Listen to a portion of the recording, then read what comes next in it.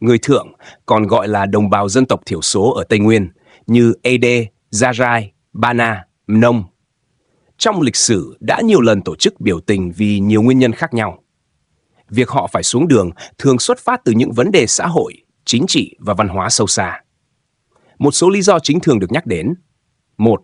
Đất đai và sinh kế.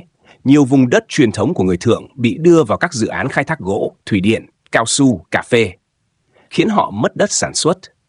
Một bộ phận người Thượng cảm thấy bị thiệt thòi, khó cạnh tranh kinh tế với người Kinh di cư lên Tây Nguyên.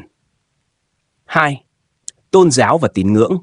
Một số cộng đồng theo đạo Tin Lành, nhưng đôi khi việc sinh hoạt tôn giáo gặp khó khăn do quy định quản lý tôn giáo của chính quyền. Họ lo ngại mất đi bản sắc tín ngưỡng truyền thống khi chính sách hội nhập chưa dung hòa được nhu cầu tinh thần riêng của họ. 3. Bản sắc văn hóa và quyền tự quyết.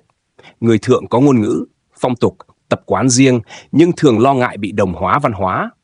Họ mong muốn có nhiều quyền hơn trong quản lý cộng đồng, duy trì ngôn ngữ và tập quán của mình. 4. Chênh lệch phát triển và quyền lợi xã hội.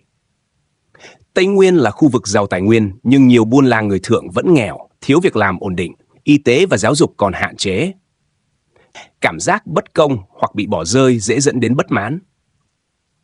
Vì vậy, biểu tình đối với người Thượng không chỉ là hành động phản đối tức thời, mà còn là tiếng nói yêu cầu được công nhận, được lắng nghe và được đối xử công bằng về đất đai, văn hóa, tôn giáo và đời sống xã hội. Bạn có muốn mình